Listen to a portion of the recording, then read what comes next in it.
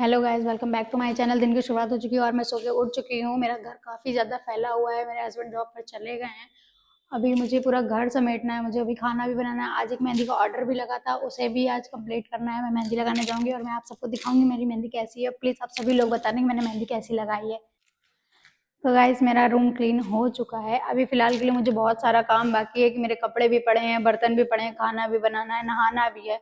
क्योंकि रात में इतनी ज़्यादा बारिश हुई थी कि कुछ भी नहीं हो पाया, नींद भी नहीं पूरी हुई, इसलिए आज लेट उठे हैं। आज खाना भी नहीं बनाया, हस्बैंड बिना कुछ खाए पिए चले गए हैं।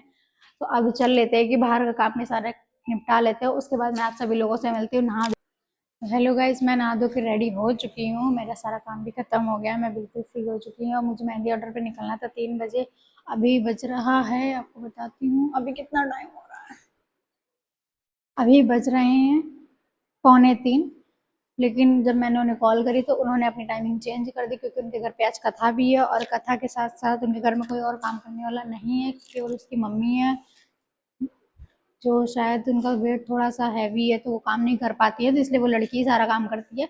तो उन्होंने बोला मुझे कि 5 बजे आप आ जाओ, लेकिन मैंने उन्हें बोला कि 5 बजे नहीं हो पाएगा मैम, क्योंकि मुझे भी काम करना होता है, घर में खाना बनाना होता है, सारी चीज़ें करनी होती है, मैं इतना लेट नाइट नहीं लगा सकती मेहंदी।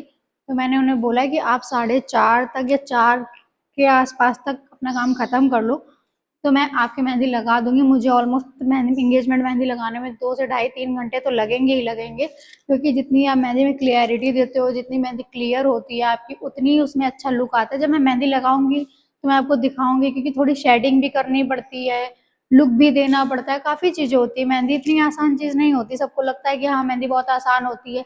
जब आप लगाओगे, जब आप इस लाइन में आओगे तो आपकी पीठ इतनी दर्द होती है मेहंदी लगाने में। आपकी आंखों का सबसे ज़्यादा काम होता है, इतनी मेहनत बारीकी से हर एक चीज़ देखनी होती है, क्योंकि मेहंदी अगर आपकी अच्छी नहीं होगी तो आपके पास बुकिंग्स भी नहीं आएंगी।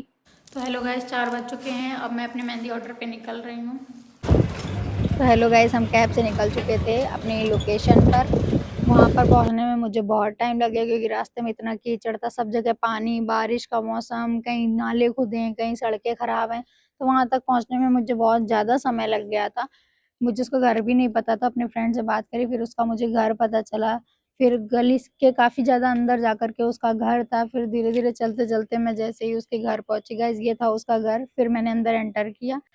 फिर हमने अपनी मेहंदी लगानी स्टार्ट कर दी थी, और उसने भी मुझे अपनी पिक दिखाई थी कि मुझे ऐसी ही मेहंदी चाहिए। उसे एक गर्ल चाहिए थी जो ब्राइड, मतलब बुके वगैरह लिए हुए, उसे प्रॉपर वैसे एंगेजमेंट मेहंदी चाहिए थी। तो मैंने उसे प्रॉपर वैसे ही एंगेजमेंट मेहंदी दी, और वो मेरी मेहंदी देख के बहुत ज़्यादा खुश भी थी। और उसने मुझे पहले से ही अपनी शादी की बुकिंग भी दे दी है। उसने मुझे बताया कि 11 नवंबर को उसकी शादी है, तो उसकी बुकिंग भी उसने मुझे पहले से ही दे दी, क्योंकि उसको मेरी मेहंदी इतनी ज़्यादा अच्छी लगी कि उसने बोला मुझे भरोसा नहीं था कि इतनी अच्छी मेहंदी मेरे हाथों पे लग सकती है। वो बार-बार अपने हाथ देख रही थी, बोल रही थी लगता है मेरे ही हाथ है, मेरे ही हाथ है।